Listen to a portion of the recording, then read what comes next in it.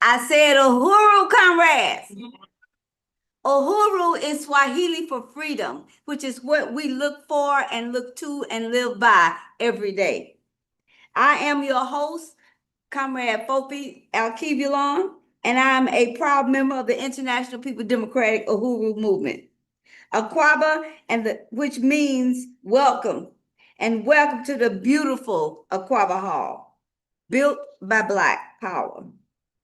Led by the African People's Socialist Party, the International People Democratic Uhuru Movement is a mass organization founded in 1991 and is a leading organization in the struggle for bread, peace, and Black power in the 21st century. Today, we acknowledge 41 years since our founding. Yay! To join, visit https://inpdum.org/today and select a membership that fits you and yours. Our community rallies are held every Sunday from 3 to 5 p.m. You can also view them on the Burning Spear News YouTube channel and Facebook. We encourage the online viewers to like, share, and subscribe to the Burning Spear TV YouTube channel because before we continue, we ask that you please stand and join us as we sing the African National Fight Song. Please stand.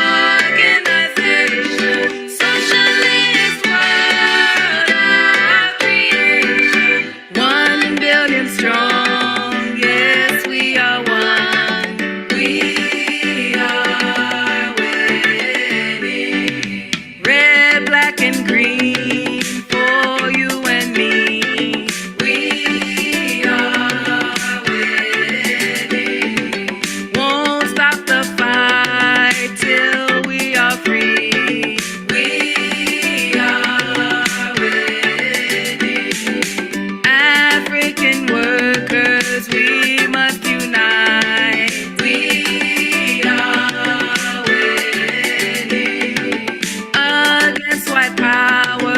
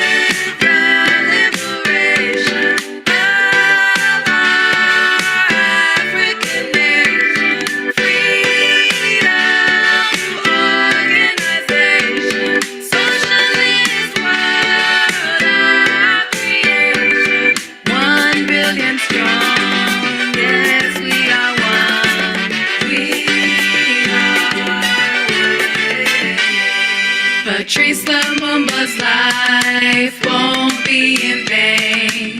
We are winning. Keep up the work in Marcus Garvey's name.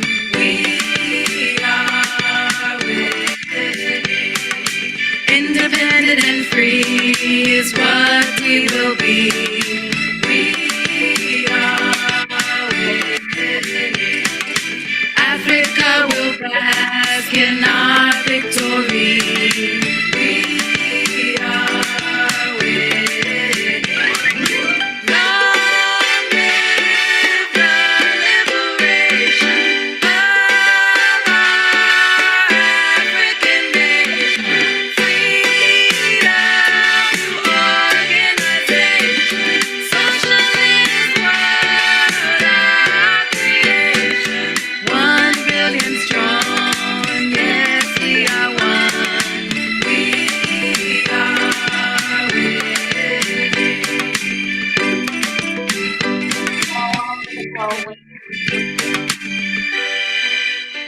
We are winning. Uhuru! Yeah, we are winning. Uhuru, comrade. I want to thank each and every one of you, but I really want to thank our leadership, Chairman Omali Yeshatel, for being here with us today. Uhuru.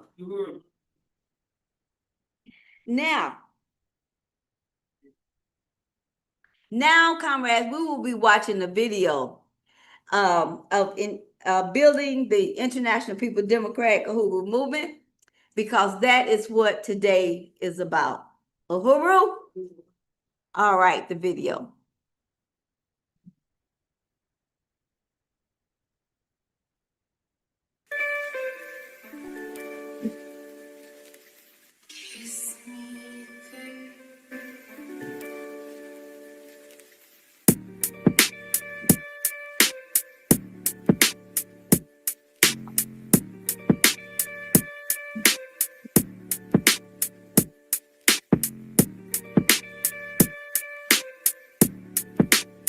So we are a revolutionary organization.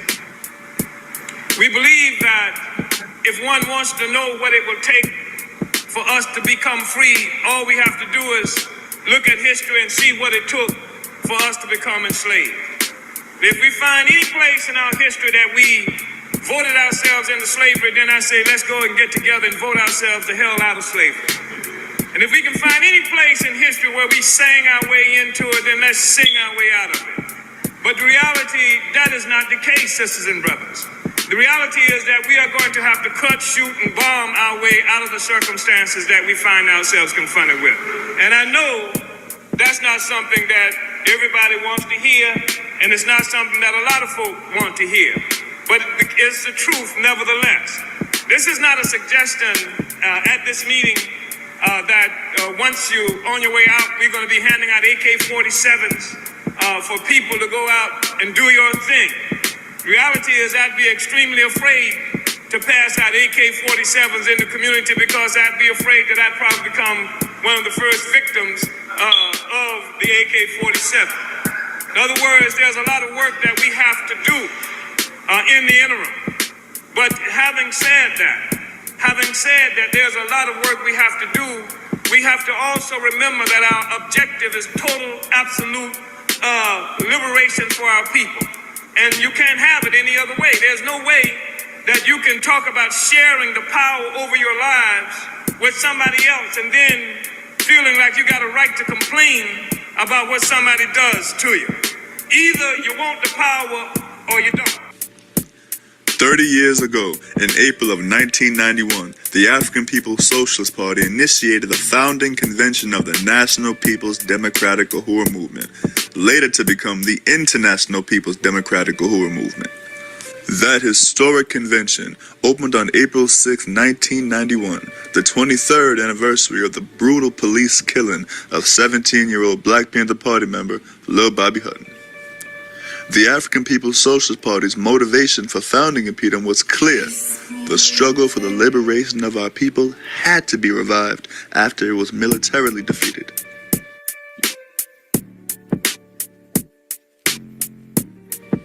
The masses of oppressed African people in the U.S. had to be brought back into active, conscious, independent political life.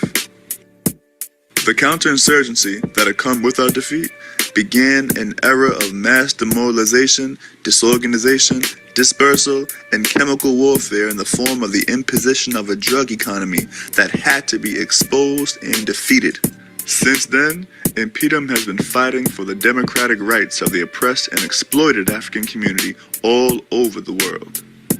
In 1966, Chairman Amalia Shatella, then known as Joe Waller, was jailed for ripping the mural down that hung in the St. Petersburg City Hall that negatively depicted African people entertaining white people with enlarged facial features. At the same time, we have struggled tooth and nail to rebuild a revolutionary organizational capacity capable of representing the genuine interests of our oppressed people. It has been a road of struggle that has taken us into every imaginable venue, from the chambers of the city halls of various major cities where we challenge neo-colonial politicians who sell out the black community for crumbs, to the courtrooms where our people are railroaded by the U.S. justice system, to the sidewalks in the freezing cold and unbearable heat conditions. InPDUM has been there fighting every step of the way. We have made it impossible for imperialism to know peace within its own system.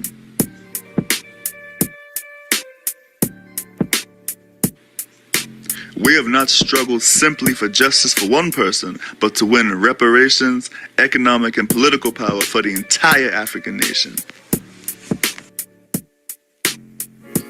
Not until every African man, woman, and child is free to be themselves in a world where black power has risen will InPDUM stop the resistance.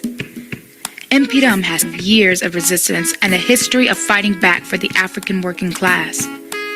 We supported the movement to free Fred Hampton Jr., framed up in Chicago in the 1990s.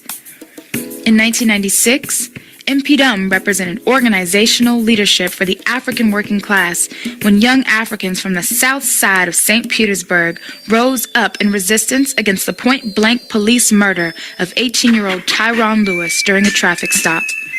3 weeks later, following the grand jury's exoneration of the police, the community again rose up to defend the Uhuru house from a military attack. Their response was to slander that brother, to isolate and criminalize our movement, and then to indict us, to send us to prison. Because of our stance of defending our people, the cops attacked our headquarters in an attempt to crush our movement. They failed. And we prevailed. The community rose up to defeat the police in what has come to be known as the Battle of St. Petersburg. InPDUM is internationally known for leading the African resistance. We are in Africa, Sierra Leone, Bahamas, Germany, and London. In 2005, we supported the struggle for justice for Ori Jalloh, a young African man who was burned to death while in police custody in Germany. In Miami in 2006, 7 young African men were captured by the FBI after being framed by provocateurs who were recruited to brand them as terrorists in a U.S. Justice Department campaign. InPDUM was the first to organize in their defense.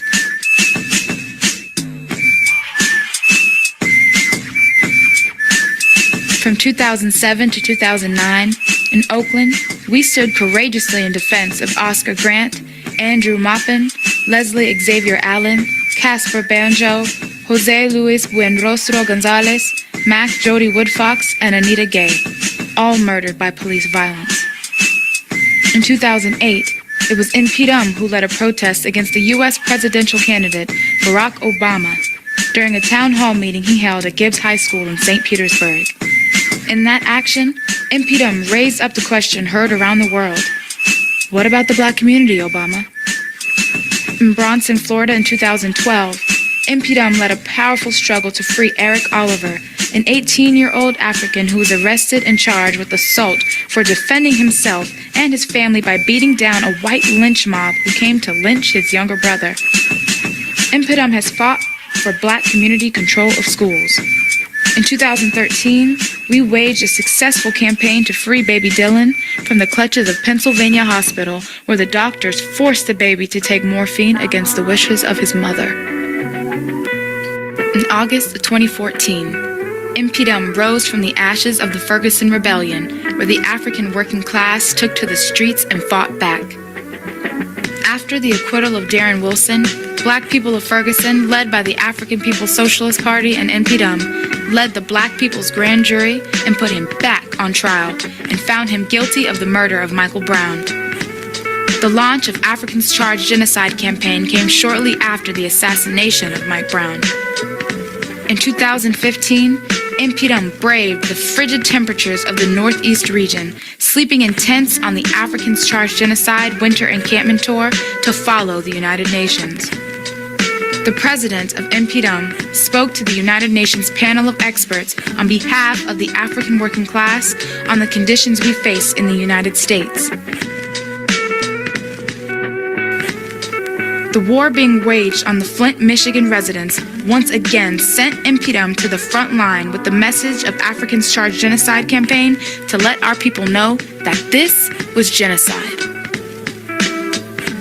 On March 31st, 2016, in St. Petersburg, Florida, the Pinellas County Sheriff's Department drowned 3 teenaged African girls, Dominique Battle, Lanaya Miller, and Deshanti Butler, by chasing them and ramming the back of their car into a pond. We have fought fiercely to get justice in the form of Black community control of the police, reparations to the families, and the immediate resignation of Sheriff Killer Bob Gaultieri and the other guilty sheriff's deputies with the 3 Drowned Black Girls campaign. InPDUM led the Keep 28 campaign against ward reduction. The North Side is being targeted by gentrifiers and parasitic land developers to build their condominiums. They want the Black community out, but we say, the hell with that. The hell with that. InPDUM recognized that reducing the wards wasn't just an attack on the 28 aldermen, and it wasn't just an attack on jobs, but it was an attack on the Black community and self-determination. Reducing the number of wards from 28 to 14 would dilute the Black voting power and concentrate the voting power into the hands of the ruling class, the white community, and its parasitic gentrifiers. InPDUM responded to this attack on the Black community with the launch of the Keep 28 campaign, creating a petition to keep 28 aldermanic wards and hosting weekly Keep 28 rallies. InPDUM brought the fight against ward reduction to the St. Louis Legislation Committee themselves, marching into City Hall with the call, Keep 28 is a fight for Black power. What is happening now is the African community in North St. Louis is about to be starved to death. The only time y'all release finances is when y'all uproot us. 114 million y'all decided to uproot us. Then spent $1.75 billion. I can see if y'all would have put $1.75 billion in the North Side, believe you me, it would be much different now.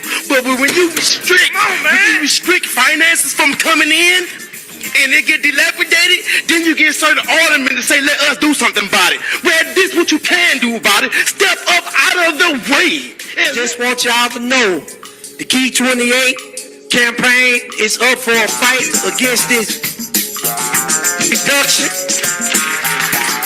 We will fight, we will mobilize, and we will bust out to make sure that this is not a reality for our babies.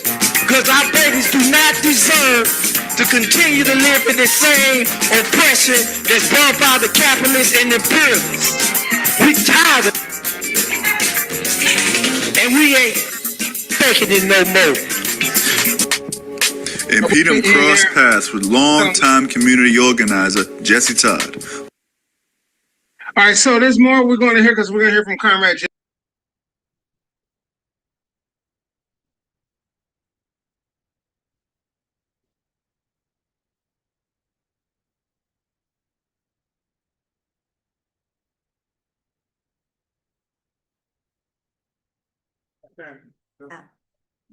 Comrade Kabula? Yeah, go ahead. That's the end of the video. Okay, all right, thank you. Okay, that was just a little snippet of some of the work that InPDUM has done from the inception of InPDUM to the now InPDUM. We were created and organized to be the voice for the people to have a voice in this world that we've been dropped into. And now I would like to bring to you the creator and the architect and the voice and the leadership of our organization, correct? Chairman O'Malley, yes, you tell him. Yeah.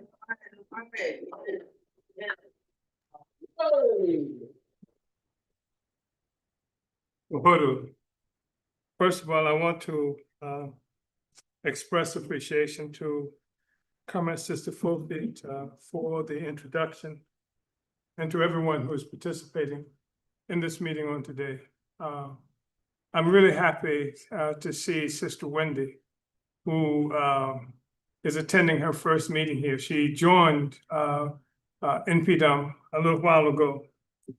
There are a number of reasons I'm happy to see her. One, it's just always good to see fresh blood bringing in obviously new ideas and things like that and a different kind of energy. But also because she reminds me so much of the significance of something that we were talking about the last time I addressed you from this position, something that we used to talk about quite frequently, and that's the issue of health, of our health, and what it means, that all of us should be engaged in protecting our health and developing our capacity. Some of you know that just a little while ago, just a little more than a year ago, I underwent surgery around the same time, in fact, that I think that the tornado came through. Was it sometime around that time? I underwent surgery, and after having discovered this mysterious kind of problem with my lungs, and there was a nodule discovered on the bottom of my right lung, and so a third of that lung was removed. I stayed in the hospital for a month and lost something like 30 pounds or more. And I couldn't tie my shoelaces. It was just had to learn how to walk again, how to breathe again. And doctor told me that a thing that was made my recovery what he thinks is so extraordinary is the fact that I was in good shape when I went there. And that's what I'm calling on all of us to do. Sister Wendy had a health experience, and she talks about how people who were working with her, health workers, talked about how she, without even knowing anything about her, could tell that she had been somebody who had worked out and stayed in shape. And so this is a call again for all of us to recognize the significance of that. And it means things like diet. I mean, junk food is called that for a reason, because that's exactly what it is. Diet, exercise. And I know that many of us think that we exercise because we walk, here and there, et cetera, but that's not really what we're talking about. We're talking about a real program of exercising. And there are things that you can do in that regard, and struggling to get enough sleep. To the extent that's possible. These are some things that we should work on all the time. So I just wanted to say that. And I wanted to welcome Sister Wendy. She got this sporty fedora on, sitting up here in the front. It's good to see you. We just showed this film, something about the history of InPDUM. And I'm going to talk to you a little about InPDUM as well. But first of all, what I want to do is express appreciation to all of the comrade brothers and sisters, especially on the continent of Africa. where it is often extremely difficult to be connected with these meetings because the infrastructure of Africa has been under assault now for such a long period of time. It's snatched up out of Africa and scattered all around the world for the benefit of colonizers. And we are part of that. African people here are part of what has been taken away from Africa and starving Africa of whatever talents, resources, labor, and what have you that we might be able to bring to it. So I want to just send a shout out to brothers and sisters there. Most of the comrades in Africa participate in these meetings collectively. They will have group participation, at some site because the infrastructure is so bad. It's so difficult sometimes, like in South Africa right now, often the electricity is not even there for much of the time. And some of you have heard about, most recently, about Burkina Faso and Niger, the Sahel, where Africans have kicked the French out and told them that they think it might be a good idea for France to go and do something else. But you see of France with Paris, with the braggadocios about having sidewalk cafes and the Eiffel Tower and things like that. But you don't know, and they don't talk about how the sidewalk cafes and the Eiffel Towers are there, paid for by enslaved African labor in Haiti, and particularly the Eiffel Tower in Haiti. They don't talk to you about how places that are starved. Now, Haiti at one time was characterized as the pearl of the Antilles. They gave so much resources coming out of Haiti, going into France.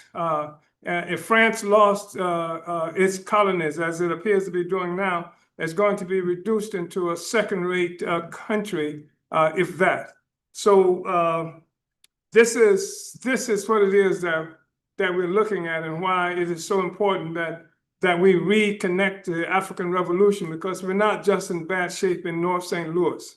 We're in North St. Louis as a consequence of an attack that was made on Africa. We are not indigenous to this land in that fashion any more than the ones who brought us here are indigenous to this land. But unlike those who brought us here, we never claimed it as our own. They brought us here, they came here, they took the land, they killed millions of indigenous people, literally millions. There are people who don't even exist anymore, whole peoples, and throughout what is now characterized as the Americas, who have been disappeared as a consequence of brutal murder and extermination, policies of extermination, even to the point of chemical and biological warfare, giving people blankets that were infested with disease and what have you to kill off the population. So I wanted to just say that Africa has given so much to the world, or so much has been taken from Africa. And these brothers and sisters who are home on the continent, and Africa is home. These brothers and sisters who are home do not have the benefit of the resources that have made France and Europe powerful. For example, Niger, which is in the Sahel, where France gets something like 60% of its electrical power comes from uranium that they steal from Niger. And so France has electrical, you can Google France at night. You see lights everywhere, but Google Niger. There are no lights there. You can't see lights after dark and whatever, because all of the resources that would bring light and whatever to Black people, to African people in Niger, are providing lights for white people, colonizers in France. This is reality. This is a relationship. It's like the Del Mar divide writ large. That's the kind of relationship we have with the world. So I just wanted to say that. And also, I just wanted to say that what we are doing now with this discussion on the International People's Democratic Uhuru movement is extraordinarily important, because we have to build InPDUM to be what it has to be. We have to do that everywhere, and we have to do that right here in North St. Louis, where we are located, in St. Louis, where we are located.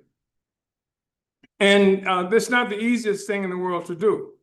because as has been mentioned, the African People's Socialist Party that I chair and lead is the organization that created the International People's Democratic Uhuru Movement.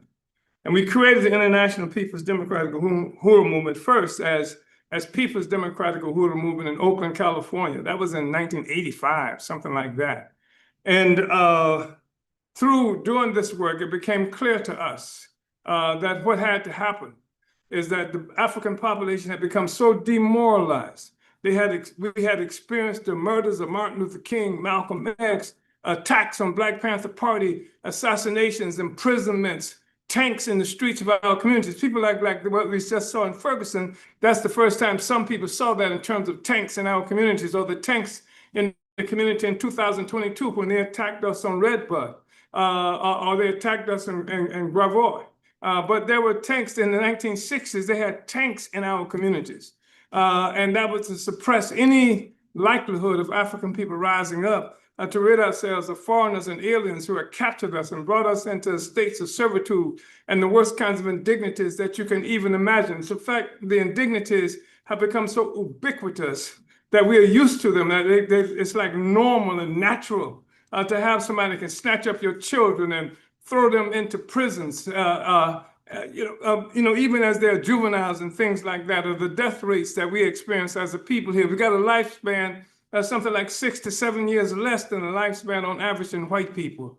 And I've seen studies that indicates that it would take more than 228 years for the income of Africans in this country to equal the income of white people in this country. That's extraordinary. I don't have that much time, and neither do you.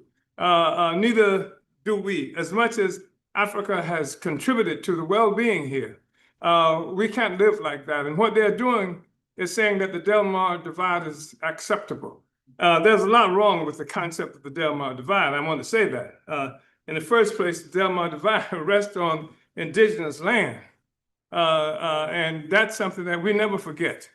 So we're talking about InPDUM. The party organized InPDUM after this murder that had happened, this brutal murder, assassination, and slander that had happened to our people. And they slandered everybody, even the Africans who they said they learned to love. You got to remember that they did not love Martin Luther King. The only time they pretended to love Martin Luther King was when they had to confront Malcolm X. And then King became this acceptable alternative because Africans were moving toward having our own power, becoming independent and free people. Like any dignified people demands freedom. And less than that, of course, is not acceptable to anyone who's conscious of a state in the world. So InPDUM was created to expose this counterinsurgency. That's what you call it. An insurgency is when people rise up who are oppressed, etc. That's been characterized as an insurgency. It's a military political term. As an insurgency that's occurring, that an insurgency is trying to occur.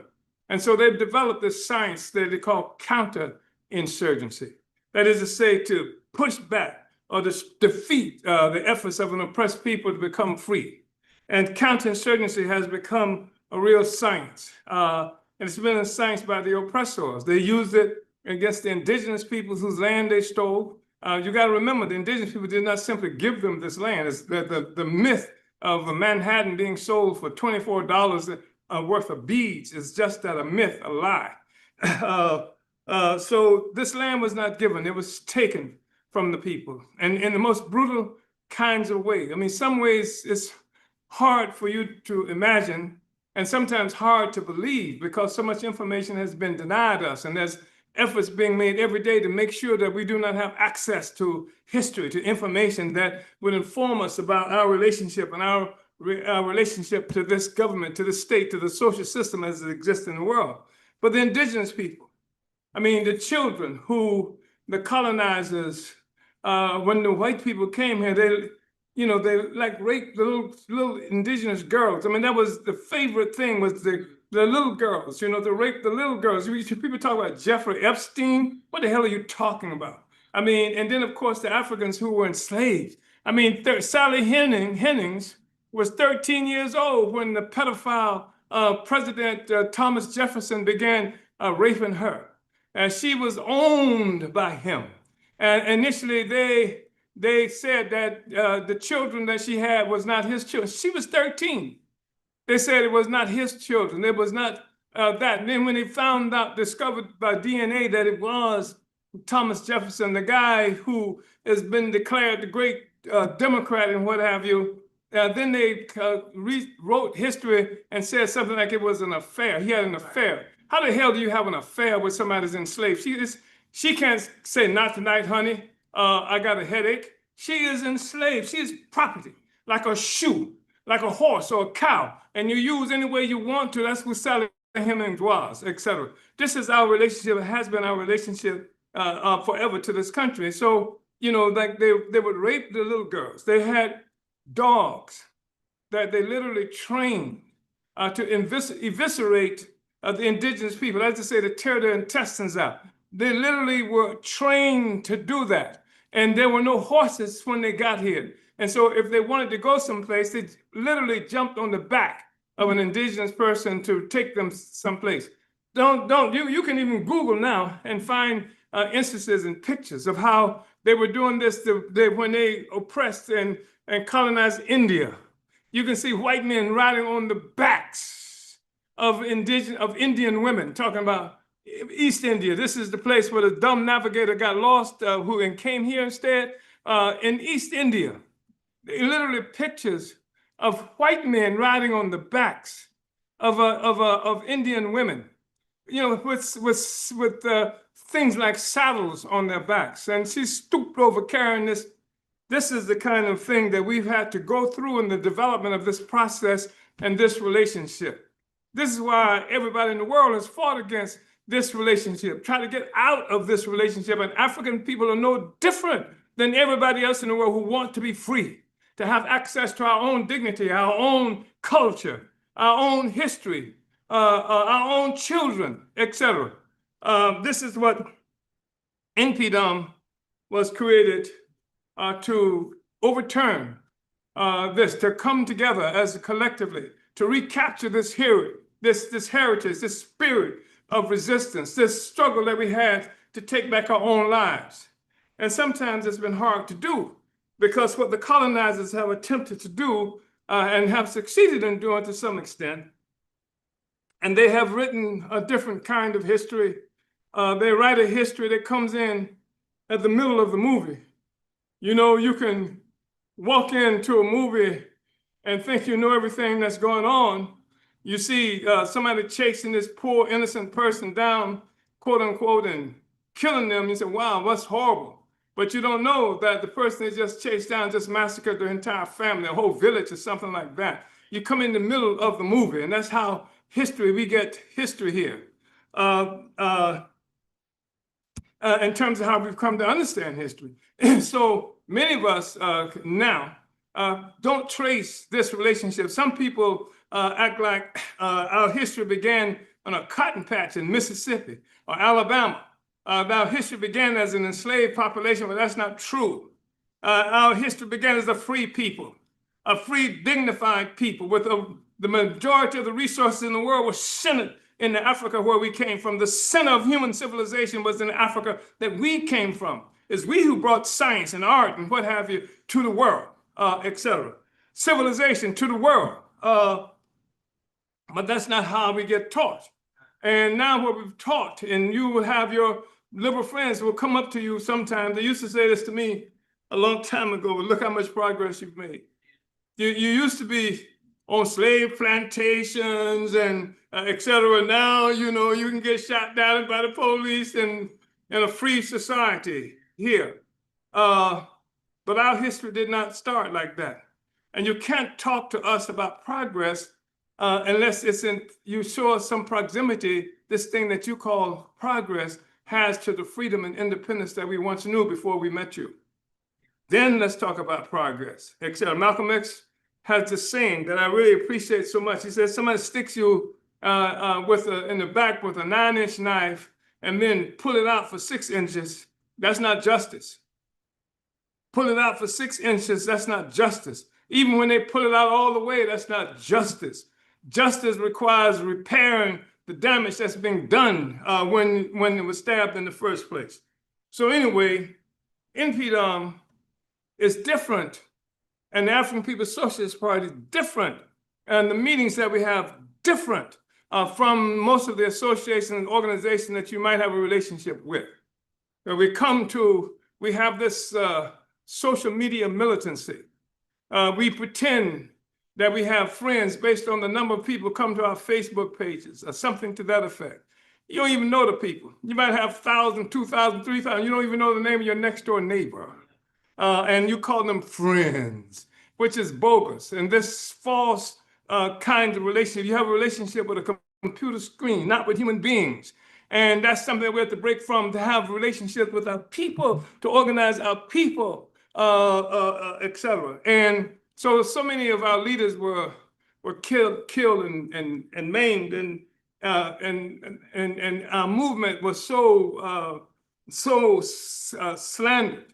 And even King, who they claimed to love after Malcolm X began to say by any means necessary, they slandered King even after they killed him. They slandered King even after he was dead. They had microphones and things like that in his bedroom, his bathroom.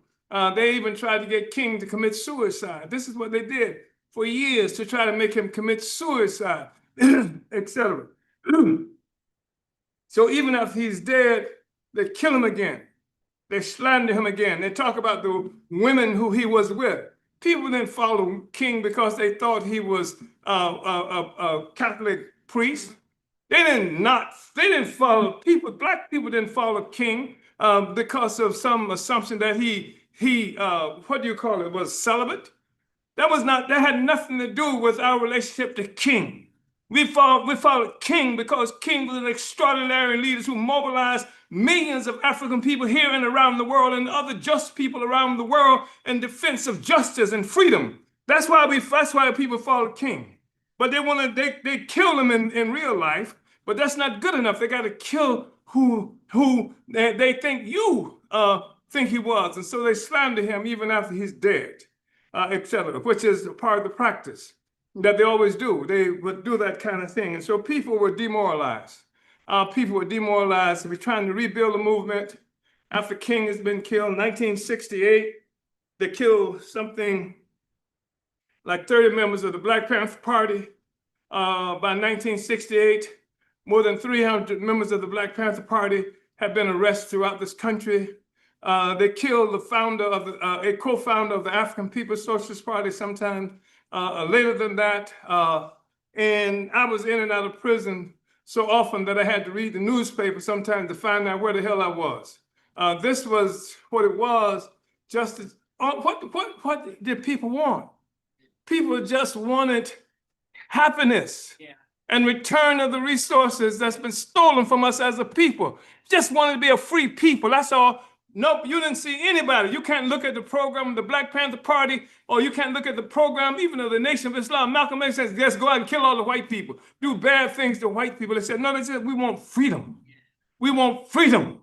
And this was what earned them a death penalty. Not just Black people here, but Lumumba in Congo, and Nkrumah in Ghana. African people all around the world, and not just Africans, but other colonized peoples around the world, just want freedom, because the world that we are dealing with now is one that was shaped, molded by Europe, coming out of Europe, and colonizing the vast majority of peoples of the world. I didn't want to go into this. That was other stuff I'm supposed to be reading by now.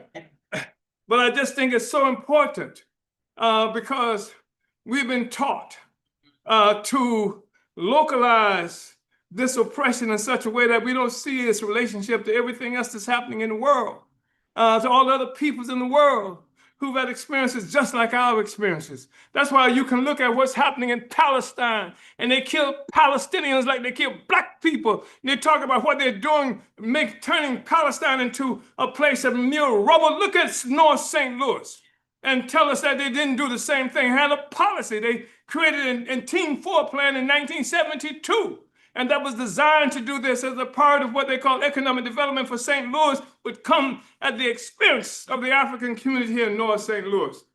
It's been a policy, and this woman who is the mayor now, the old crying, what's her name? Crying Kara Spencer, who there are billions of dollars that should be released to this community. I'm not talking about St. Louis in general, I'm talking about this community, who they've sucked the blood and life out of since the 1970s, should be put back here. If they had not done that, the earthquake would not have had the same devastation in this community that it did have. Right. Even if they listened to Jesse Todd, who put forth the Todd plan, you wouldn't have the kind of devastation that came with this tornado that we just experienced. So the thing is that they convinced us that history began in a cotton patch or something like that. And then once the Civil Rights Bill was passed, and the Voting Rights Act was passed, and the year following, then we free. That's it. So what are you struggling for now? That's the issue. But the truth is that the struggle for us has always been the fact that somebody absconded. That's what you call when somebody steals it and run away with it. Yeah. That's one of them big old words. Somebody absconded with our self-determination, our ability to act as our own agents in our own interest. Somebody stole it, took it from us and ran away with it. And self-determination. So you had no self-determination, obviously, when they came to our Africa. And they came there something like 600 years ago. That's when Portugal started this mess. In terms of the Atlantic so-called trade, so-called slave trade, which is colonialism. 600 years ago, when they started it, and forcibly dispersed African people all around the world. That's how we got to was no such thing as America before then. Was no such thing as America. America is a white man's name. As a name come from Americus Vespucus, Italian at that, if I'm not mistaken. But there was no white people here.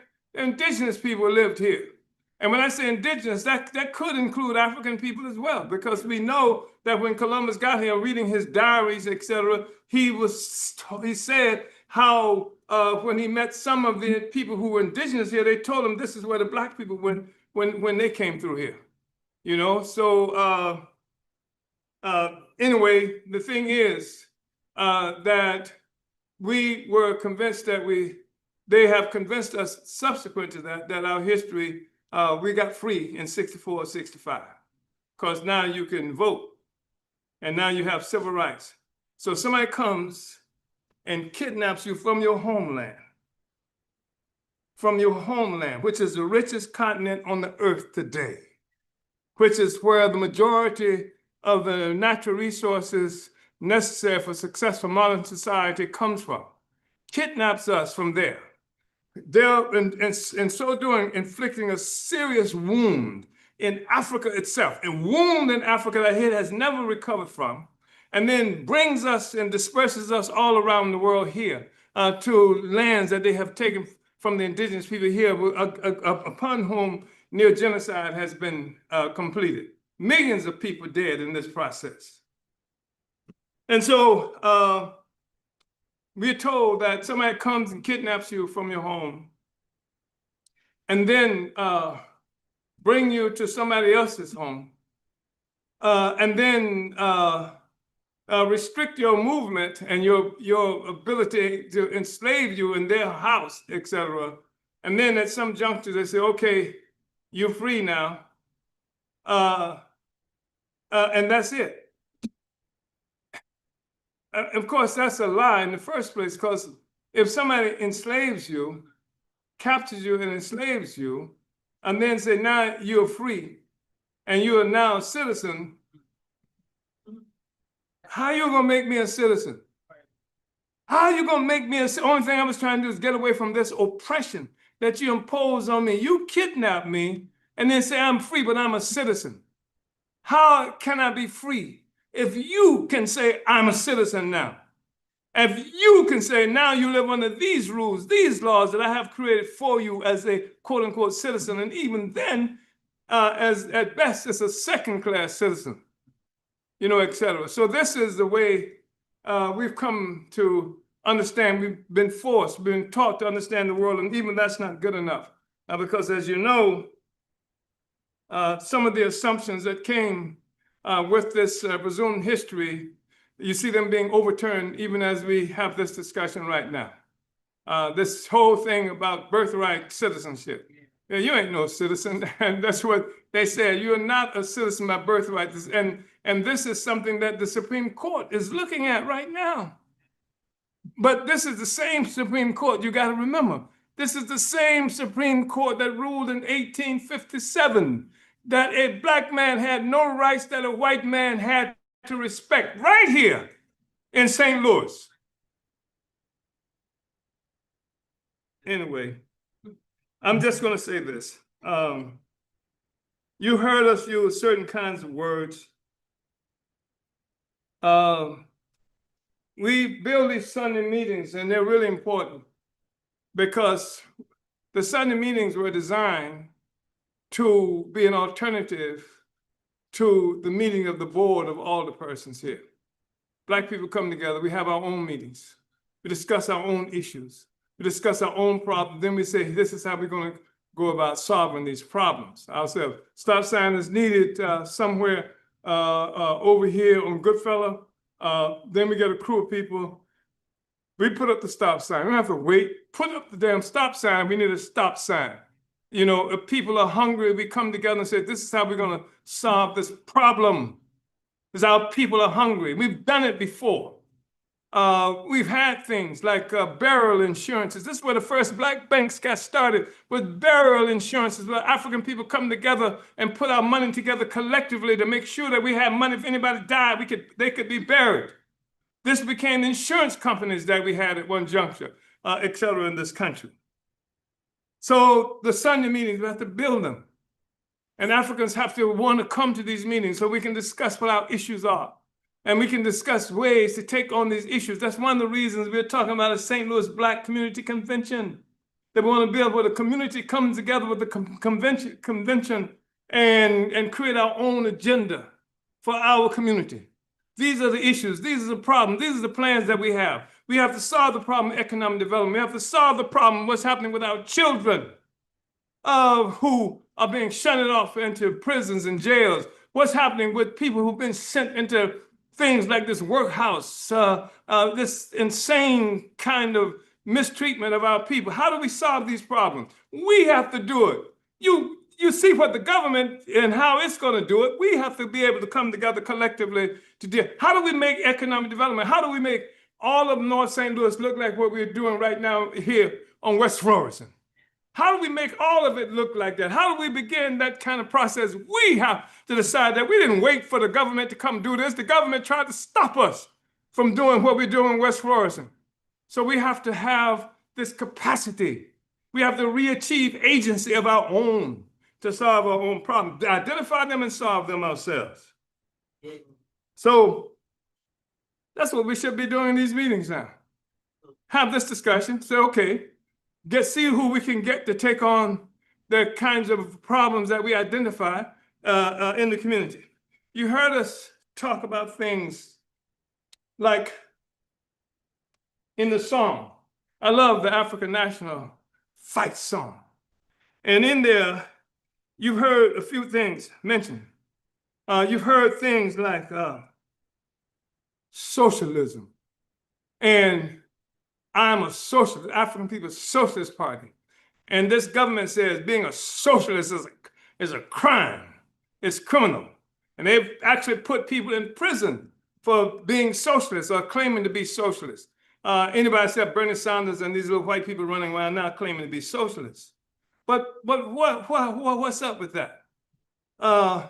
Because the only system that we live in, the one system that was given birth through our capture, our enslavement and colonization is a capitalist system rests on a foundation of colonialism.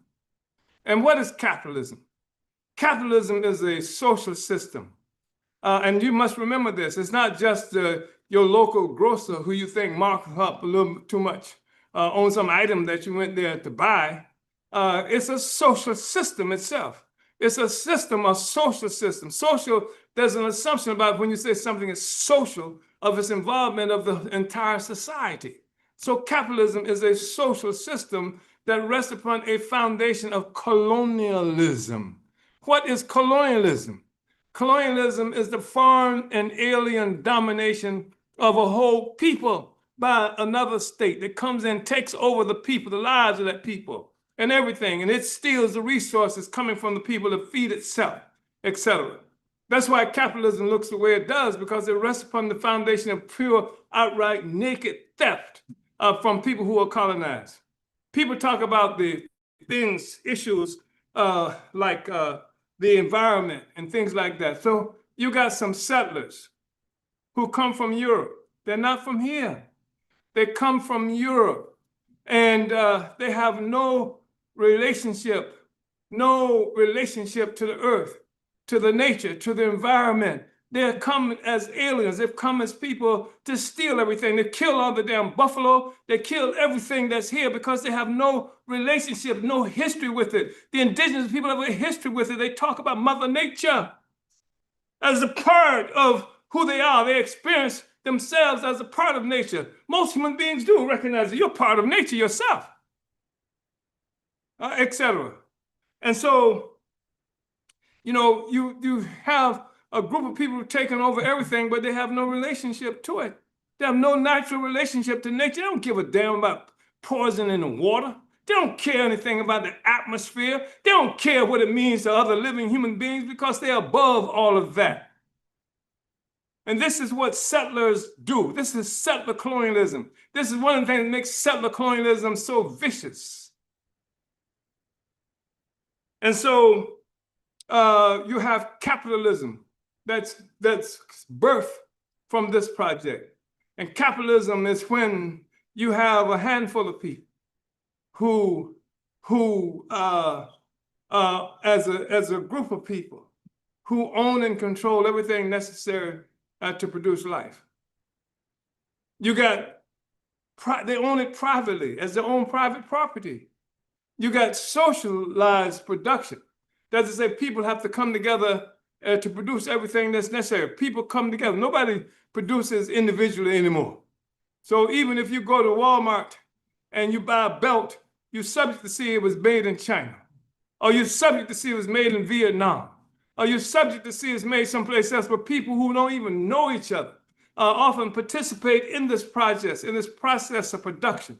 So it's socialized production that happens, and the producers are the laborers, the people who put our hands to nature and turn it into something to make it something that satisfies our needs and requirements as social beings, right? So you have socialized production on the one hand, but then you have private ownership of the way to do that.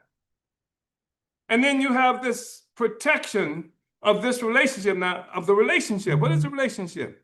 You have socialized production, people coming together collectively to produce.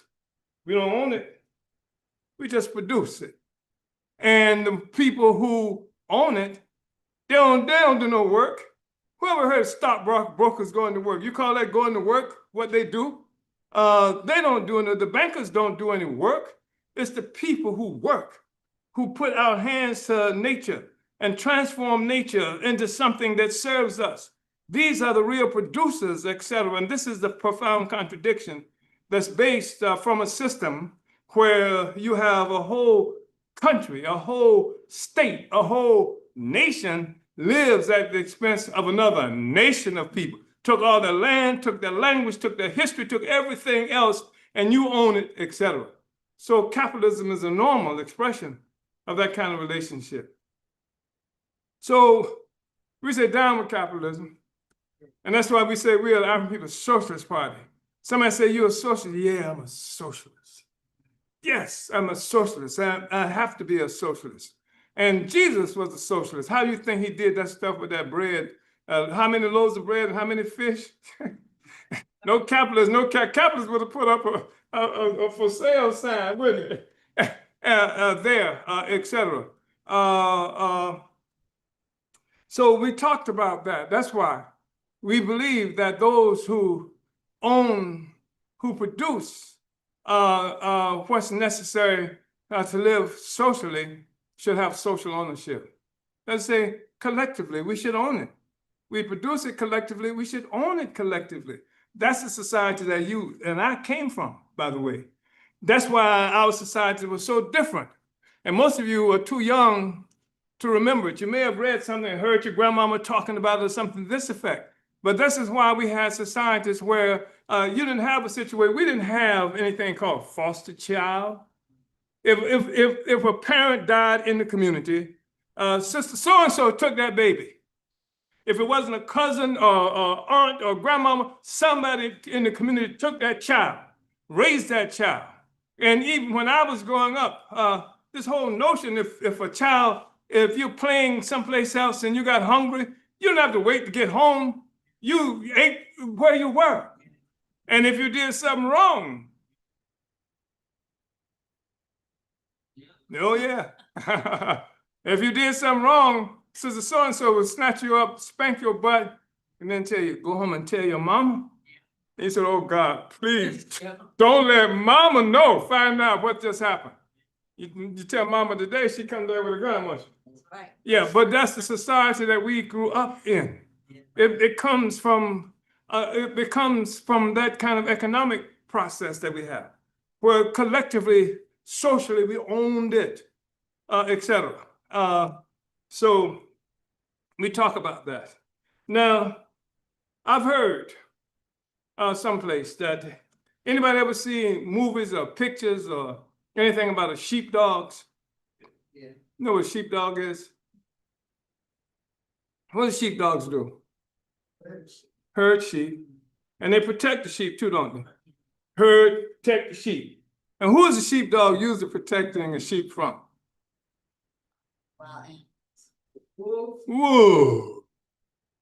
And a sheepdog is a canine. And a wolf is a canine. Now, I've been taught that what they do is they take what's to be a sheepdog, even as a pup, and they put the sheepdog, that pup, with a female sheep that's what you call it, lactating? Is that what you call it? That and the little pup grows up with the sheep like this and thinks it's a sheep. And so the sheepdog ends up herding the sheep. And then if the wolf comes to mess with the sheepdog will fight ferociously, ready to kill or die to protect the sheep. And he's protecting the sheep from the canine of which he is a part. Yeah. And the fact is, we are not sheep.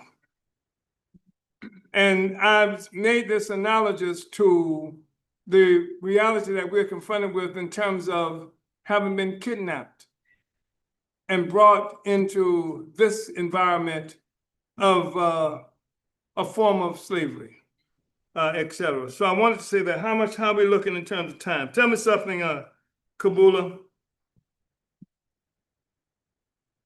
How are we looking in terms of times? So it's now something like 8 minutes after 4. Okay, I want to read something. Because I'm going to read, we showed a video. This is the founding document. This is the founding document of the founding of the creation of what was to be the National People's Democratic Uhuru movement, moved out of Oakland. We had an extraordinary meeting. We had representatives there from something like 25 different cities in 20 states in the United States came into into Chicago, Illinois. So I'm going to read this. This is what was the political report. This was the political report to this convention that was voted on by all of the members from all of the states and cities that I just mentioned. We have arrived here in Chicago at this historic founding, this was founding convention April 6, 1991.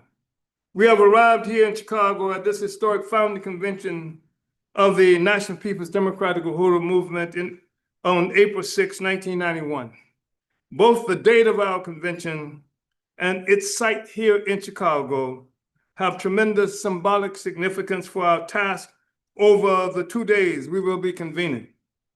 It was on April 6, 1968, 23 years ago, that 17-year-old Black Panther Party member Bobby Hutton was assassinated by a mob of policemen in Oakland, California. 20 months later, on December 4th, 1969, 21-year-old Fred Hampton was executed in his bed by Chicago colonialist police force here in this city.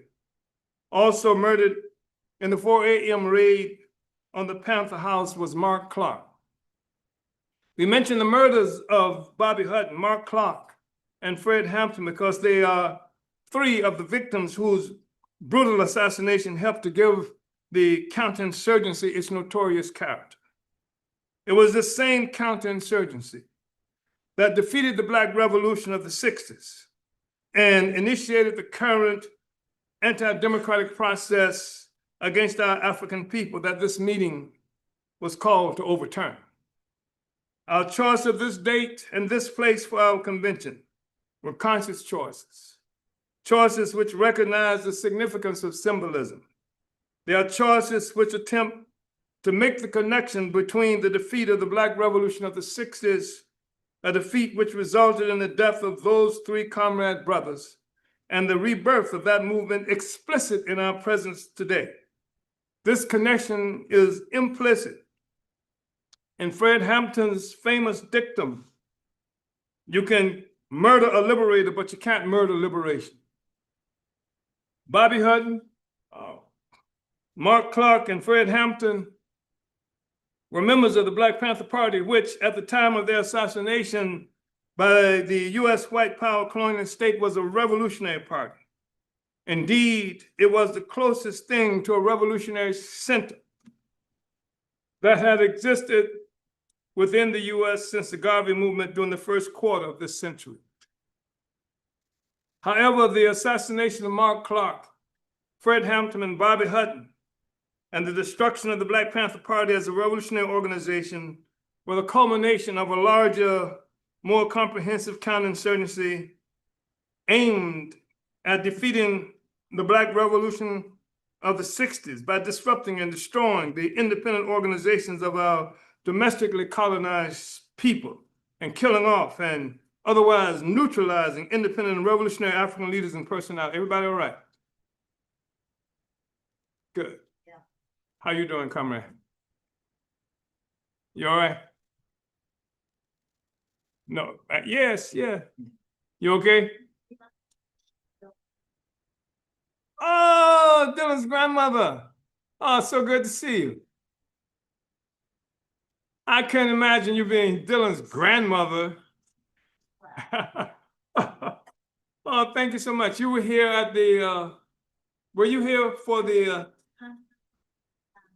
Dylan's mom. Okay, okay, wow. What a youthful group. Okay,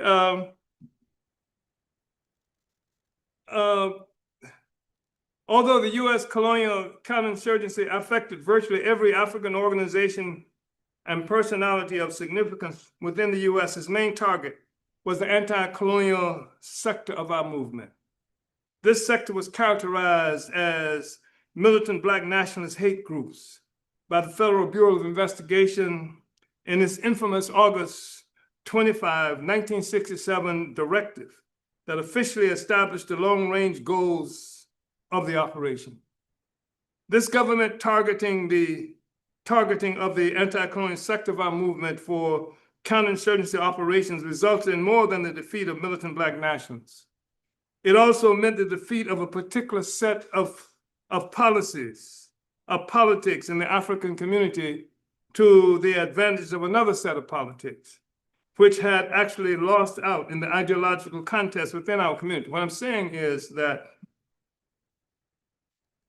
you got to remember the civil rights movement was here. In fact, the Garvey movement for self-government, Africa for Africans at home and abroad. This was a movement that was on the offensive for Black people all around the world.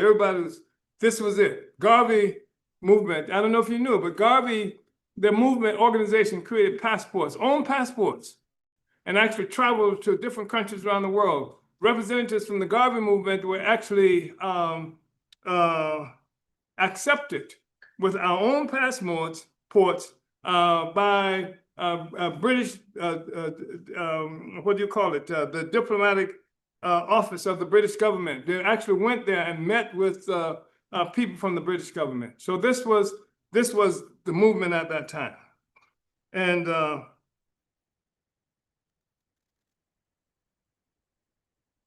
but what happened was when it was defeated, and they crushed it, they put agents and what have you in the Garvey.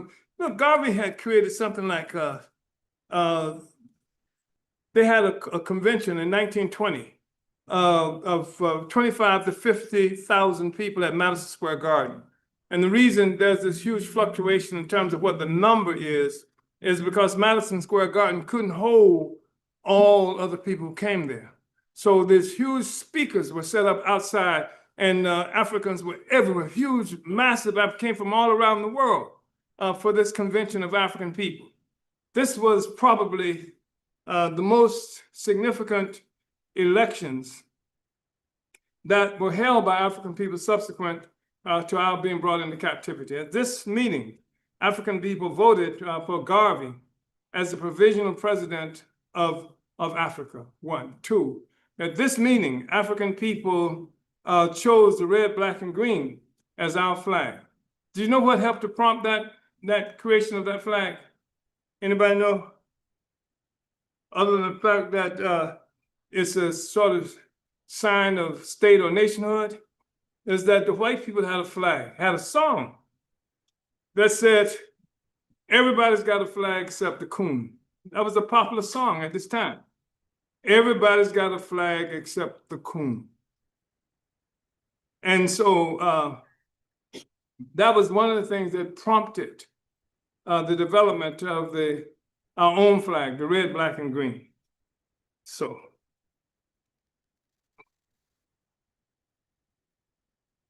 And this attack was more than just an attack on individuals, the assassination of Malcolm and the rid of Garvey.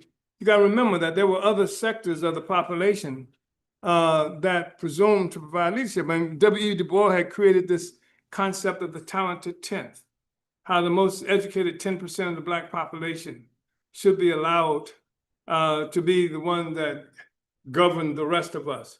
He was talking about neo-colonial result. And Du Bois was a very brilliant man, but this was some backwards, petty bourgeois, neo-colonial stuff that he was putting forward, and he hated Garvey with a sincere passion. And so this was, but the Pan-Africanist Congress, what Du Bois created, precisely to contend with Garvey's UNIA, never had at the Congress, they never had more than 30, 40 people attend these Congresses. And until 1945. In 1945, after they had arrested Garvey, and they had brought in this person who prior to that had been a member of the Communist International and had the responsibility for organizing Black people internationally. I can't think of his name right now, but somebody here remembers it. And they had a large turnout for the first time. So anyway, that's what was necessary to crush the ideas, to eliminate the ideas, to contribute to support the ideas of integrationism and stuff like that. So the defeat of the anti-colonial sector of our movement, the defeat of the Black Revolution of the 60s was a victory for white bourgeois liberalism and the liberal sector of the African petty bourgeoisie, whose interests were restricted to democratic rights under colonial white power. The U.S. federal government made its animosity toward the anti-colonial movement clear in its internal documents. Prior to its decision to assassinate Dr. Martin Luther King, the Federal Bureau of Investigation put forth as a criterion for his assassination that he abandoned liberalism. The long-range goals of the FBI's counterinsurgency activity against our movement included as its second point the directive to prevent the rise of a messiah who could unify and electrify the militant Black nationalist movement. About King, the document read, King could be a very real contender for this position should he abandon his supposed obedience to white liberal doctrines and embrace Black nationalism. This is FBI document. The civil rights movement was supported by the liberal sector of the colonial white ruling class, but the entire white ruling class and its instruments of state power, like the FBI, were always clear in their total opposition to our struggle for self-determination, our struggle for absolute control over our own lives by our own colonized people to the exclusion of any other power. While the struggle for democratic rights under the leadership of the liberal African petty bourgeoisie did mobilize millions of African people, especially the impoverished working masses, it was nevertheless a struggle that was primarily in the interests of the allied liberal African petty bourgeoisie or middle class and the liberal sector of the white ruling class. The liberal sector of the white ruling class entered into this alliance with the liberal petty bourgeoisie in order to overturn the prevailing relations of production which prevented the African workers from leaving the labor-intensive capitalist production in the South to work in the capital-intensive factory-based production in the North and other areas of the U.S. I know that's not what we hear. We hear that the reason that the King and his philosophy and stuff prevailed is because he was a follower of Gandhi, and they believe in all the people living together, but they had a problem they had to solve. Scientifically, objectively, here is what's happened. That they had all these, well, I'll read further. An outcome of the Second Imperialist War was the opening of the colonial markets to the U.S. The liberal bourgeoisie needed full access to African workers from the South because of the consequent expanded productive capacity of U.S. industry. On the other hand, the liberal African petty bourgeoisie saw the struggle for democracy and its alliance with the liberal white ruling class as a means by which it could achieve its economic aim by conquest of political power through the electoral process, particularly in the South, where in many instances Africans outnumbered North Americans or white people. While the liberal African petty bourgeoisie was interested in integrating into the white power system, by 1966, after major rebellions in several cities and passage of a Civil Rights Bill and Voting Rights Act, the formal achievement of democratic rights within the context of a limited revolution of the African petty bourgeoisie, it was clear that the masses of impoverished African people could not be satisfied with a formal declaration of democracy. I'm telling you, I was in Los Angeles, California in April of 1965, accidentally. And this is when the so-called Watts Rebellion broke out. And these are African working masses who rose up. The Voting Rights Act has been passed, and the Civil Rights Bill has been passed. And you have this rise of African working people right there in Los Angeles. And what happened was they sent Dick Gregory in to try to quiet the masses of people. This is really something. And Gregory came out and he was telling people, be nonviolent and they shot him. Black people shot him. And they dragged him out. And then they landed Martin Luther King in Will Rogers Park to make more or less the same plea, and he was booed off the platform. That was what was happening in this country at the time. So the masses of people are not going to be satisfied with just some form of declaration, okay, you're free now, kind of stuff, In 1966, the demand for Black power, the formation of the Black Panther Party, and similar lesser-known anti-colonialist organizations throughout the U.S. revealed the deep split within the domestically colonized African population between the liberal African petty bourgeoisie represented by such organizations as NAACP, National Urban League, and the Southern Christian Leadership Conference, and the great majority of African workers and patriotic Black nationalists. In fact, the U.S. counterinsurgency against the Black Revolution of the 60s was greatly facilitated by the public ideological and political support given the colonial state by the liberal African petty bourgeois leaders in the war against the Black Revolution of the 60s. These leaders publicly denounced revolution and Black power. Some even entered into secret agreements with the U.S. secret political police to help defeat the Black Revolution of the 60s. Sometime you get a chance, Google the man who had been picked by the FBI to replace Martin Luther King. This is even before King was killed. They had picked somebody who was going to replace King. In the political report to the African People's Socialist Party Third Congress, held in Florida last September, the U.S. counterinsurgency was summed up thusly, quote, "The U.S. counterinsurgency against the U.S.-based African Revolution was extensive.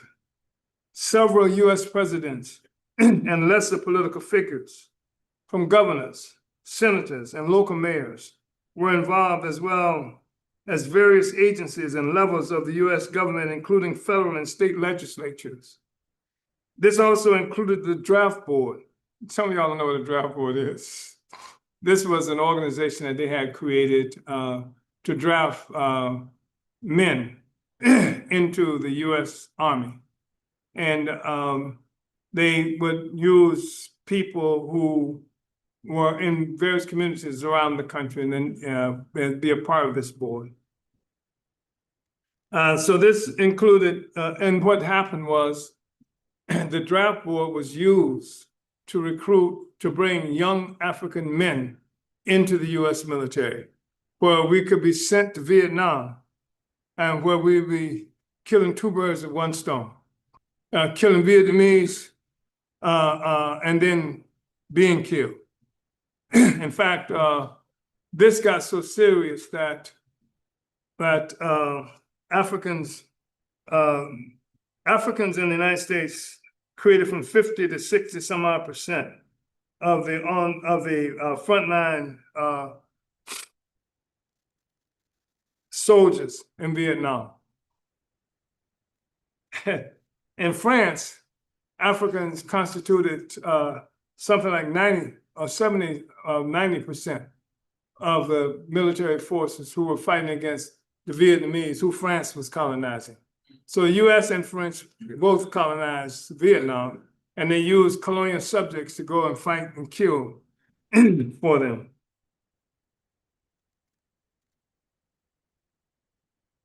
So University, so this included the draft board, Internal Revenue Service, judges, grand juries, local military police organizations, and all branches of the U.S. military, the Central Intelligence Agency, as well as the National Security Agency, university, college and high school campus officials, prison wardens, and jail officials, as well as nearly all the white media and much of the African primitive petty bourgeois-owned media became a part of the counterinsurgency against our movement, along with the general population of generally hostile North Americans or white people. This last group included religious representatives of almost every belief and denomination. The counterinsurgency also included participation by the white left and the new sector of Black public neo-colonial politicians rising up off of the feet of the Black Revolution. The counterinsurgency was brutal and terroristic, sometimes with the help of special designer laws, such as the Rap Brown Law, which prohibited crossing state borders in order to incite to riot. On local level, laws prohibiting verbal abuse to police were created in St. Petersburg, Florida. Can you believe it? There was a law called verbal abuse to the police. They put me in jail for that. You know, you couldn't say anything that the police didn't like. It was verbal abuse, and they made a law for that. If you call a cop a pig, that was verbal abuse. So we had to stop that. So what we would do when we see the police, we go, "Old MacDonald had a farm, E-I-E-I-O." On his farm, they had some, the oink oink here, the oink oink there. We mocked it and what have you, because the whole thing about freedom of speech and what have you, they liquidate all of that stuff. On a state level, laws were passed, such as in Florida, which prohibit inciting to riot, with criteria for arrest being the intent of the inciter, whether a riot occurred or not. I was arrested in Gainesville, Florida, after they killed 4 days after the murder of Martin Luther King. They arrested me in Gainesville, Florida, where I was speaking at a rally.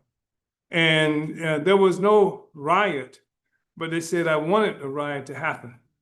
So they actually charged me with inciting to riot, a thought crime. And it seemed like that happens rather frequently. So you didn't have to do anything, you just have to want it to happen. And federal no-knock laws were created. No-knock laws, which abrogated U.S. constitutional prohibition of illegal entry by police and allowed an escalation of pre-dawn police raids, some of which resulted in blatant police murder, such as that of Black Panther leader Fred Hampton on December 4th, 1969 in Chicago. Bobby Hutton, Samuel Napier, John Huggins, Bunchy Carter, Mark Clark, George and Jonathan Jackson, Fred Hampton, about a few of the members of the Black Panther Party who were martyred by the U.S. colonial counterinsurgency. Martin Luther King of the Southern Christian Leadership Conference, Carl Hampton of People's Party No. 2 in Houston, Texas, and Lawrence Mann, co-founder of the African People's Socialist Party in Florida, are only three more of the countless members of Africans murdered by the counterinsurgency in the U.S. attempt to achieve class peace within U.S. borders. Countless others were simply kidnapped from our colonial oppressed communities under the guise of law by a colonial power whose laws are designed to maintain U.S. capitalist colonialism. Community meetings were often raided by gun-wielding colonial police, terrorizing meeting attendants. Independent community programs were destroyed. Offices and materials were burned to the ground. Revolutionary papers were hijacked, sometimes destroyed and soiled or otherwise made unusable.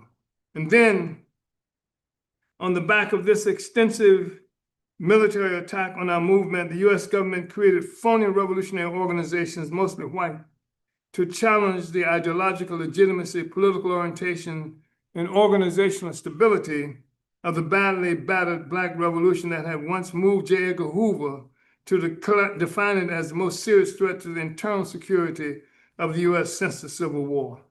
In 1971, President Richard Milhous Nixon chose William C. Sullivan to initiate a so-called war on heroin against the so-called drug cartel in Southeast Asia, where the U.S. just happened to be engaged in a vicious genocidal counterinsurgent war against the people of Vietnam. Sullivan had been the architect of the FBI's counterinsurgent efforts against the Black Revolution of the 60s, known as the Counterintelligence Program or COINTELPRO. The long-term goals for Sullivan's generally successful plan were: 1, prevent the coalition of militant Black nationalist groups; 2, prevent the rise of a messiah who could unify and electrify the militant Black nationalist movement; 3, prevent violence on the part of Black nationalist groups; 4, prevent militant Black nationalist groups and leaders from gaining respectability by discrediting them; and 5, prevent the long-range growth of militant Black nationalist organizations, especially among the youth. Hoover made the statement, by the way, that it was the responsibility of the FBI to convince young African men that if they became revolutionaries, they would be dead revolutionaries. So along with forces like G. Gordon Liddy and E. Howard Hunt, in association with figures like Richard Secord, recently made notorious by the gun-running, drug-smuggling Iran-Contra scandal, Sullivan participated in funding the Office of Drug and founding the Office of Drug Abuse Law Enforcement, or ODALE, which is known today as the Drug Enforcement Agency, or the DEA.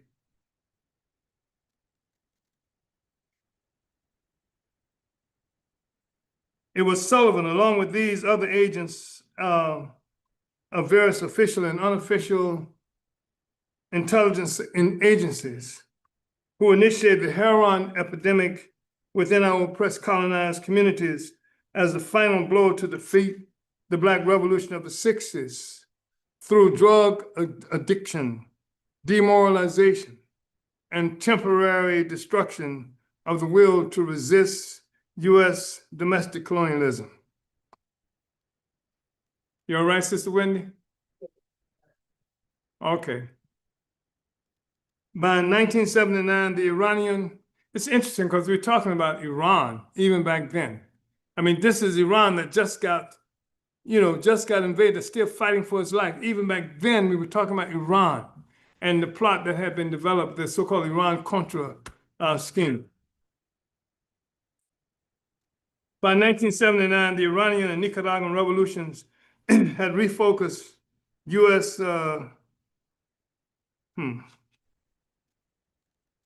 counterinsurgent activities on the Middle East and Latin America. The intra-ruling class policy disputes concerning these revolutions resulted in the so-called Iran-Contra scandal, which revealed to public view the intensive U.S. involvement in the cocaine trade from Latin America. However, for the domestically colonized African community, it was not the revelations from the highly controlled congressional hearings that convinced us that the U.S. government is the world's biggest drug pusher. It was what was happening in our impoverished communities that convinced us. Suddenly, cocaine, which had previously been considered an upper-class drug of the North American population, was flooding the African community in a cheaper, deadlier derivative now known as crack. The counterinsurgency, which had begun in the 60s with the explicit aims of destroying our independent anti-colonial organization and leaders, had been turned against the whole people, just as in the days of Jim Crow, prior to the success of the Civil Rights Movement. These drugs, which were used to destabilize the African community, making it harder to organize for revolution, were and also used as political justification for brutal repression and militarization of the African community. It is now pretty late. I think I've read enough for. Yeah. And I wanted to say this, that this is what they did with the attack they made on our movement.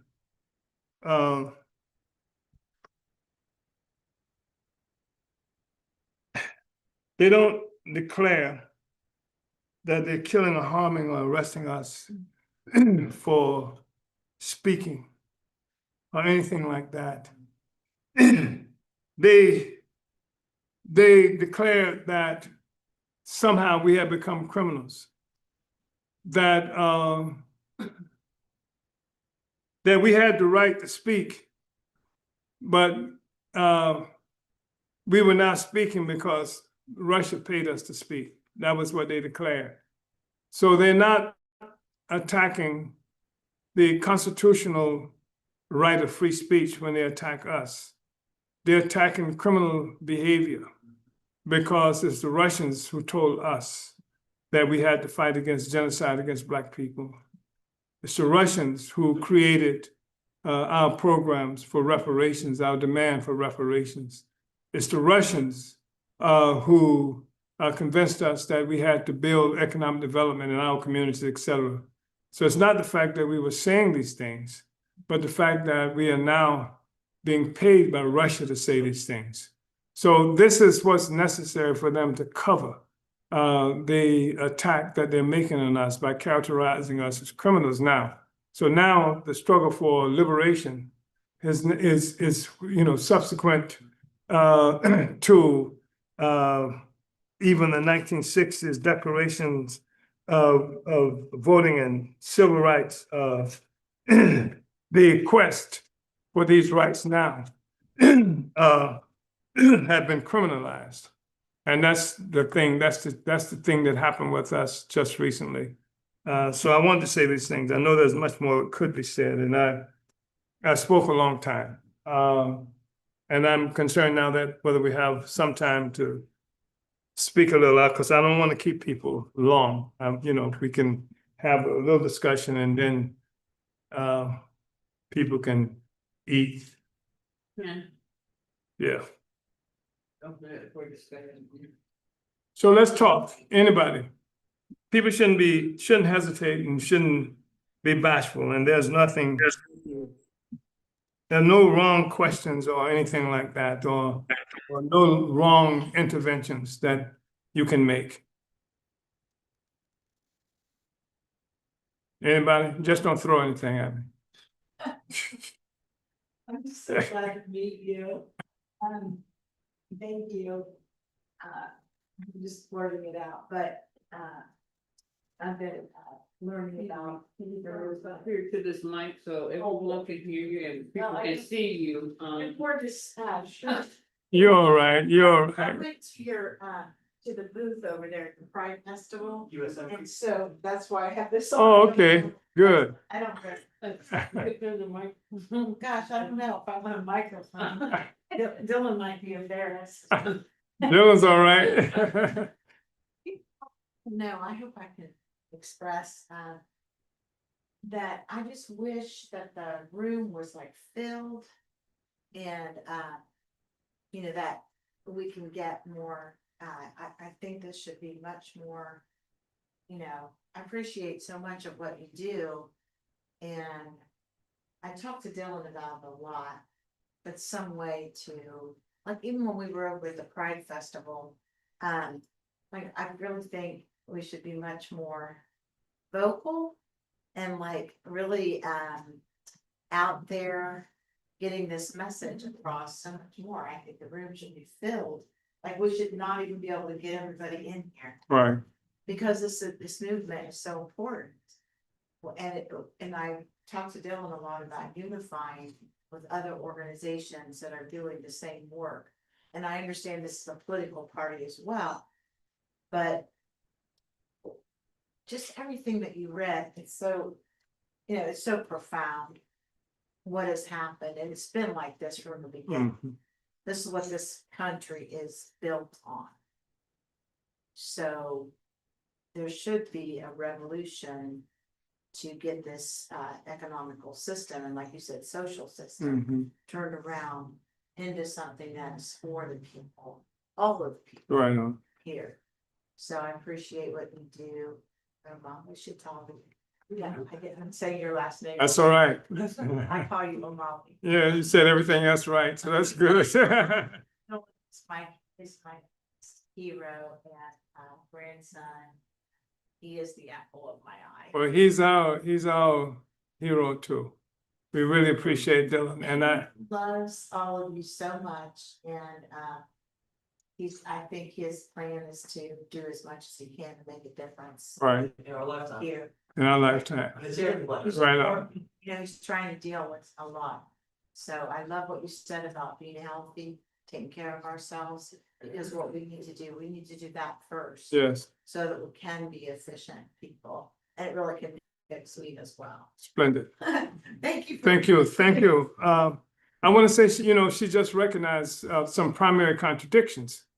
She did. I mean, the contradictions, and that's one of the reasons that we turned this meeting today into this whole thing about InPDUM as history, and that I went into this document that I'm reading from now. Because this is not just another session, the objective which is to, people just come together and have talk fests and things like that. We have work to do. And there are a lot of people who are with the movement now who are not going to be here a week from now, 2 weeks from now. Some of them are not here now because we have work to do. And people have just become accustomed to being social media militants, and that's the extent of what it is that they are willing to do. Not, making, when we talk about people who made tremendous sacrifice, people who have gone to jail, prison, killed, and what have you, just to be free. And just, even coming to a meeting, just a minimum sacrifice of going out in the communities, bringing your relatives, your friends, to the meeting, to bring them into the movement. I mean, that's the kind of stuff I did as an organizer. And, that's normal, natural kind of stuff. And that's necessary if we're going to be victorious. You're going to say something, brother. Go ahead, please do.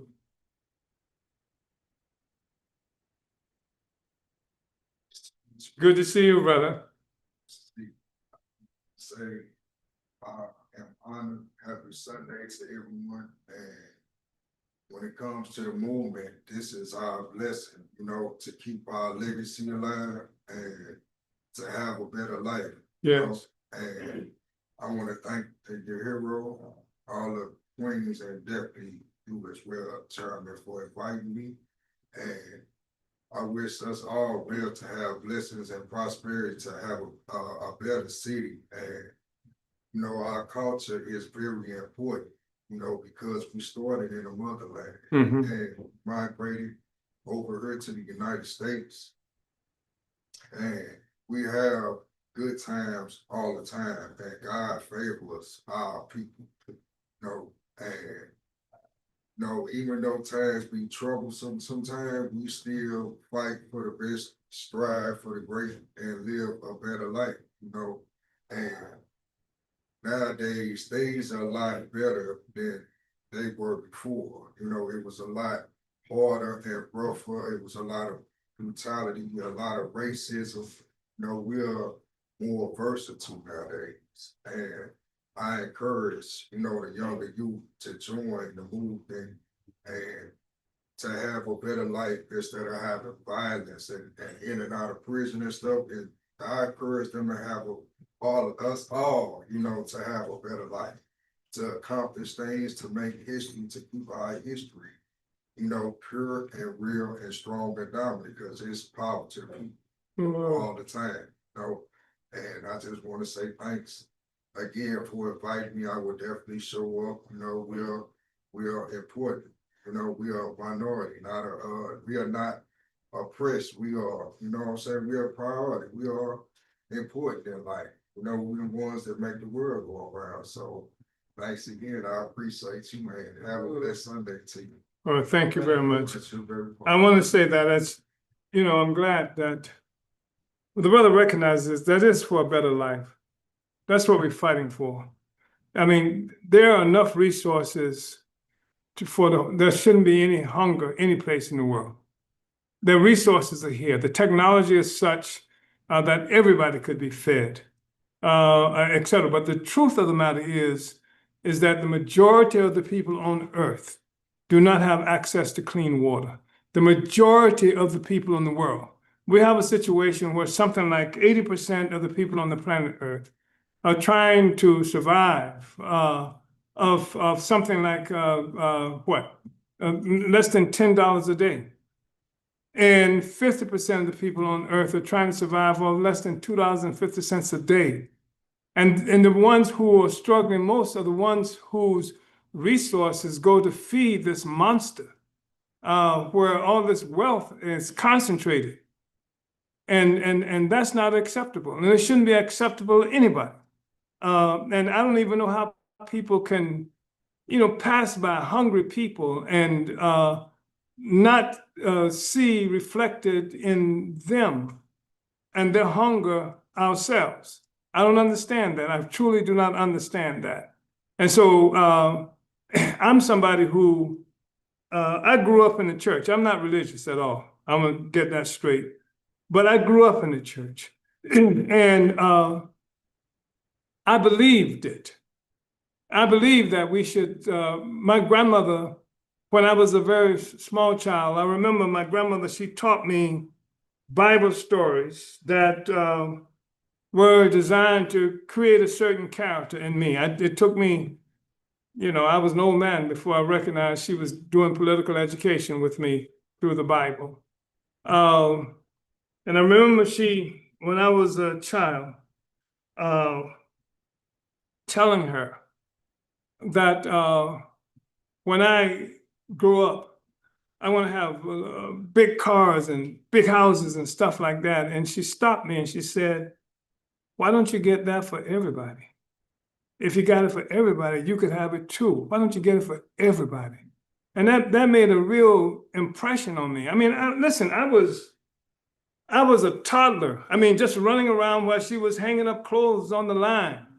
You understand? And and I'm having this discussion with her, and she had the ability to make that impression on me. And I've believed that for the longest period of time. So anyway, we are part of the world, and we have responsibilities to each other.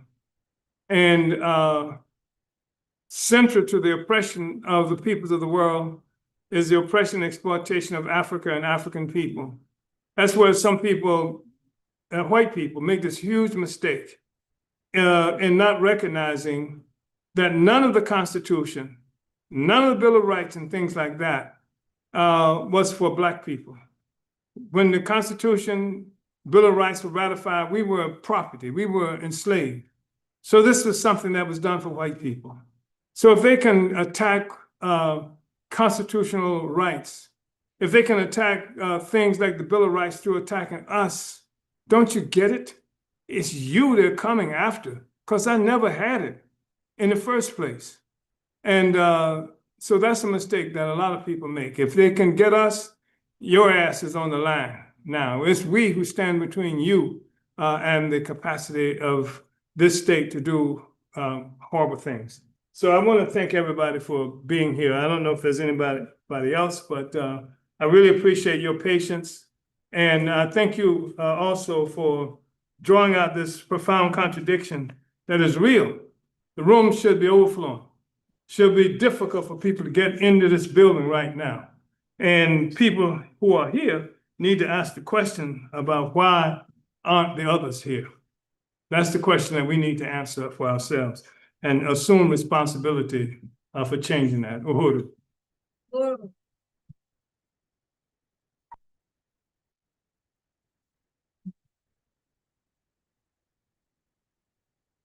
Thank you so much, Chairman, for being here with us. Not somewhere else in a far land, but here with us. Uhuru. Comrades, now it is time for us to ask you if you want to be a member of this organization that will make you a part of the fighting International People Democratic Uhuru for their freedom, for your freedom and your family's freedom, and to move this on, because it's not gonna stop. We're gonna win. Okay, we're gonna win. Is there anyone that is not a member of the organization? Okay, let's do the membership. If you want to become a member of the International People Democratic Uhuru Movement, to join today, it is a $35. It is a $25 membership, right? $25 membership for 1 year, period. You have all the rights and privileges of any membership. If InPDUM meets you where you are, there is a $10 membership, which is Musa Abantu level international membership, InPDUM membership, that is for the students and the unemployed.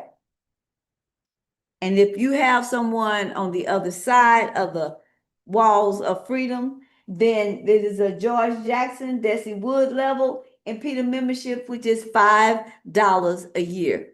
This also gives our friends the fighting power to be knowledgeable about what's happening in the world outside the wall. So when they come out, they will know where they stand and how to stand. This is the International People Democratic Uhuru membership. But right now, we also have a goal of $50.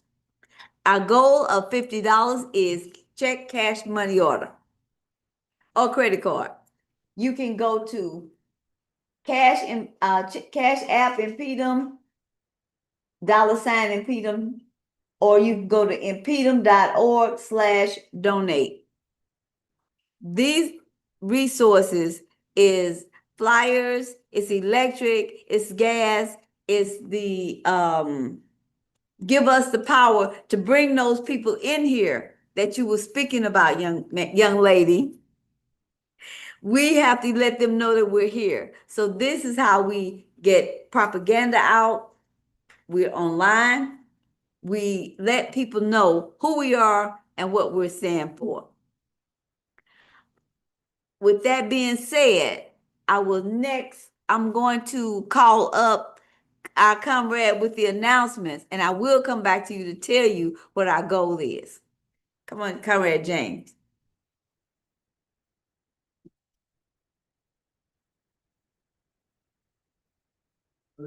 Yes. Yes, good afternoon, everyone. Beautiful people, how you doing today? Yes, my name is James, and I am here with your announcements. We are streaming live from the Burning Spirit TV YouTube channel, the online voice of the International African Revolution. If you are watching online, please give us a like, subscribe to this channel. It helps with the algorithm to reach a broader audience. Burning Spirit TV has also launched its paid membership program, offering 20% off promo code for the Burning Spirit store, where you can find books by Chairman Amali, as well as other Burning Spirit merchandise. Basic membership is $4.99 per month. We encourage you to support the important platform by clicking the join button and signing up. In case you missed it, you can watch our historic September 2025 annual InPDUM convention on the Burning Spirit TV channel. Be sure to check out dynamic presentations by Masamela Odom, Amala Yeshitela, Jesse Todd, and many more, as well as reports from Africa, by Louise Kinshasa and Tafari Mugore, and much, much more. The Colonialism versus Fascism webinar is Saturday, July 4th at 10 a.m. Central Standard Time, featuring Chairman Amali Yeshitela, Penny Hess, Chairwoman African People's Solidarity Committee, Louise Kinshasa, Secretary General, African Socialists International. Hands off Uhuru, major update. Hands off Uhuru, hands off Africa, returns to court for the precedent-setting appeal of the Uhuru 3 case. Wednesday, July 22nd, 2026, location, the Albert P. Total U.S. Court Appeals Building, 56 Forsyth Street, Northwest Atlanta, Georgia. It's going to be at 9 a.m. Eastern Standard Time. For more details, coming soon. Volunteer work days at Freedom Farm, first and third Saturdays at 9 a.m. to 12 p.m., except July 4th. 3905 West Florissant at Linton. No experience. We'll train you and call 14389-0816 or email volunteer@blackpowerblueprint.org. We don't wait for change, we grow it. From Marcus Garvey to the Black Power Blueprint, grand opening Uhuru Bakery. That's going to be August 15, 2026, from 1 p.m. to 5 p.m. at 3719 West Florissant Avenue. What you can do, join the team to build the grand opening, promote the grand opening, help organize the program, media, and sponsors. Plan to attend Uhuru Bakery and Cafe, now hiring cooks and bakery. Call 800-578-5157 or apply at tinyurl.com/Uhuru Bakery hiring. All right, so we're looking for cooks, manage cook operations, and staff cook full menu baker. We have pies, cookies, muffins, pastries, and we want to create new tasty treats. Volunteer staff at Soulard Market are going to be Saturday, July 4th, July 11th, and July 18th from 8 a.m. to 3 p.m. Bake at Uhuru Bakery, Fridays, July 3rd, July 10th, and July 17th from 9 a.m. until 1 to 2 p.m. Help build the Sunday rally. We need your help building for Sunday rallies. This includes welcoming people at the sign-in table, helping with tech and audiovisual equipment, creating promotional materials like flyers, helping to provide secretary security for these community meetings, flag detail, raise and lower the African flag, and helping with Karamu to organize food for our Sunday rallies. All right, my name is James Pennington. That has been your announcements. Thank you so much, and I will see you next time. Thank you, Comrade James. All right, good people. I've enjoyed this time. $104. We have gained and met our quota. We have $104. And if there is someone online, you can always add to this. Every dollar is a dollar towards liberation. All right. And for Caribou today, comrades, we have spaghetti and fixings to go with it. So let's eat. Uhuru next week, same time, same place.